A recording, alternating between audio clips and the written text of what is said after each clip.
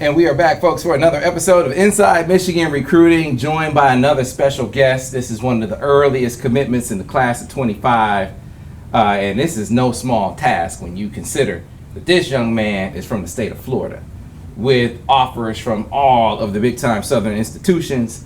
You look at the SEC, you look at the ACC, they want Chris Ewald, but Chris decided he was going to commit early to University of Michigan. Pleased to have him here on this episode of Inside Michigan Recruiting. Chris, welcome, man. How you doing? I'm good. How you doing? Doing great, man. Glad that you could join us. And so, first things first, let's go back to the decision.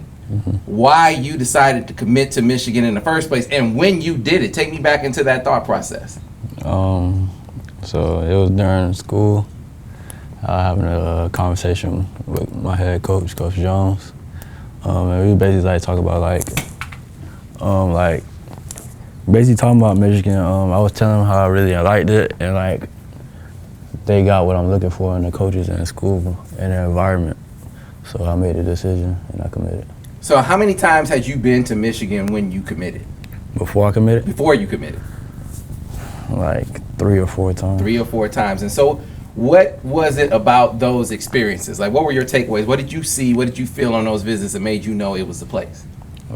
Since the first time I came up here, I felt nothing but love. The coaching staff welcomed me, treated me like family. Players treated me like family. And that's what I was really looking for in a school.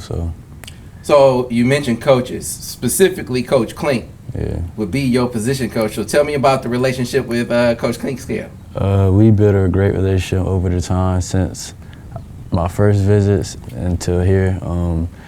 Our relationship just keep building. We'd be on the board talking about his playbook, my playbook. He correct me on certain things. I have some questions, and we just keep building a better. We keep building a better relationship as time goes on. So I mentioned in the intro, you got all the big timers down around your neck of the woods that want you, that are still recruiting you.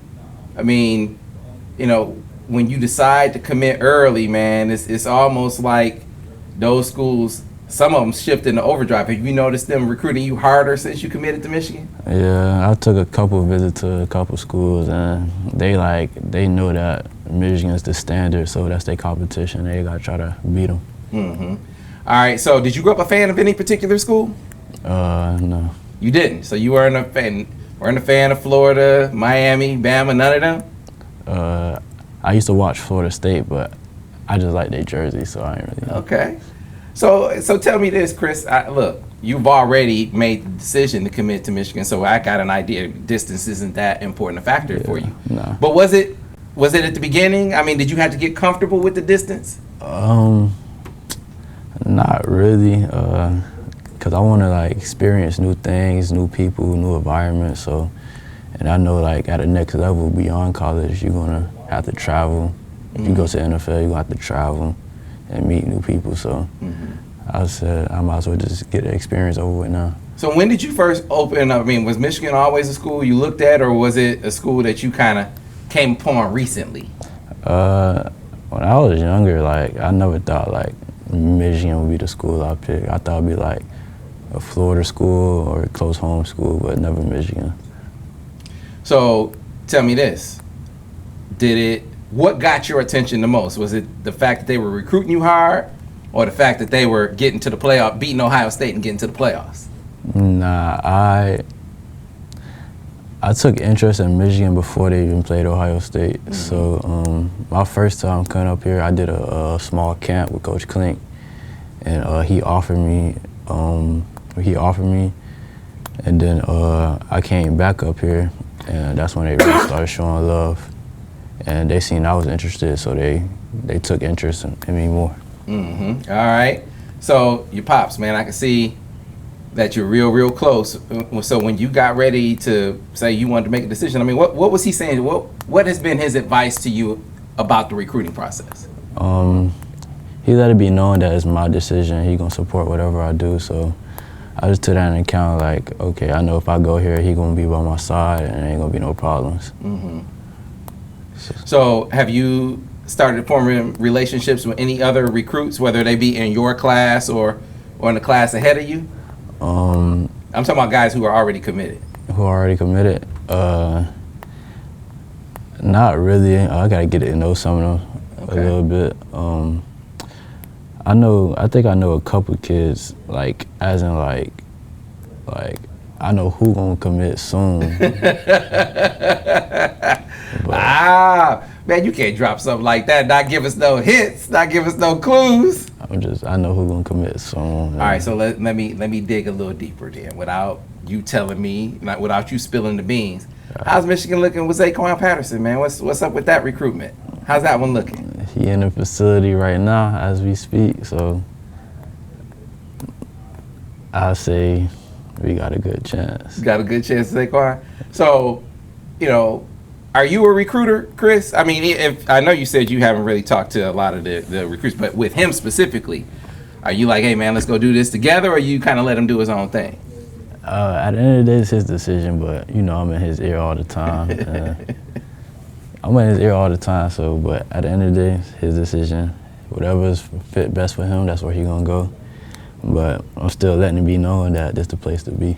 I got you. So first I'm gonna ask you about your game. For people who haven't seen Chris Ewald on the football field, haven't seen you do your thing, kind of break yourself down, pretend you're a coach or a scout. Give us a scouting report. I play DB. I'm not gonna say corner. I play DB. I play any position in the back end. I like touching the ball. I'm aggressive. When the ball in the air. I'm very smart when it comes to like football and IQ wise. I got a high IQ. I say that about myself. Okay. All right. And so, is there a player that people compare you to, or that you compare yourself to? I don't like comparing myself to people. Like I don't look at another person and be like, oh, we play alike. So not really. I just look at me and only me. Okay. All right. So tell me, just like you just did for yourself, break down Zaquan's game. I mean, give us a scouting report on him. Zaquan, he also a DB. He'll go to corner if he have to. Free safety, strong, star, nickel, whatever y'all want to call it. He's aggressive, great tackler, great person on the field. He's good at communicating. What else? And he just like to play ball. Football, when he play football, that's like his mind is clear. Like that's his escape from like everything else, basically. I got you. So let's look ahead to the rest of the summer for you. What's up? What do you have in store? Any camps? Any other visits? I mean, what do you have in store the rest of the summer? I'm not sure yet, but I think this might be my last visit. Well, no, I come back up here in July. Okay, for the barbecue? Yeah, I come back up here, but after that, I think that's the last visit. And then we starting team practice at Chaminade. So I'm just gonna go back home, work, get to know some of the new players on the team better, keep building our relationship as time go on, get ready for week 1. All right, and so if we want to come out to watch you for what you were going to do, but you got a lot of fans watching that want to come check for you, so if they want to pick a game or two from the schedule, like, man, that's the game y'all should come to, what would you say? We come to week 1, St. Francis, and week 5, Miami Central.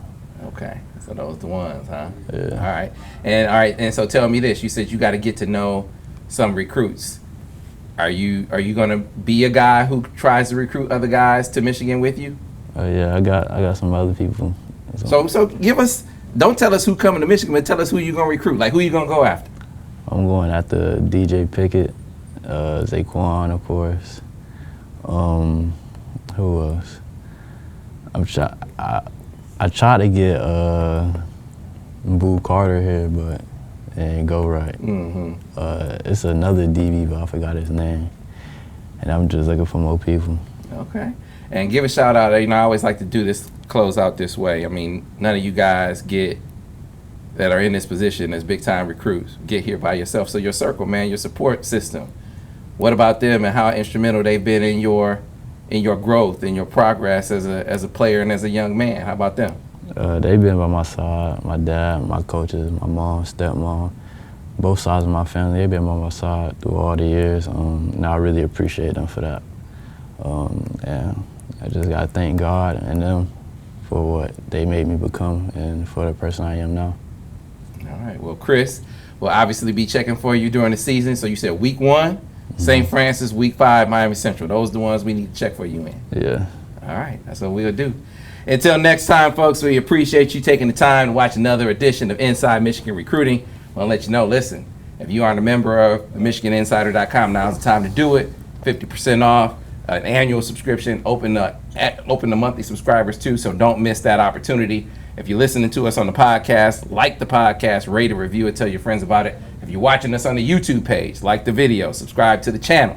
That way you'll get a notification every time we put up another video. And like I said, you can always find where it all goes down on the MichiganInsider.com on the 24/7 Sports Network. Until next time, we'll see you on the next edition of Inside Michigan Recruiting.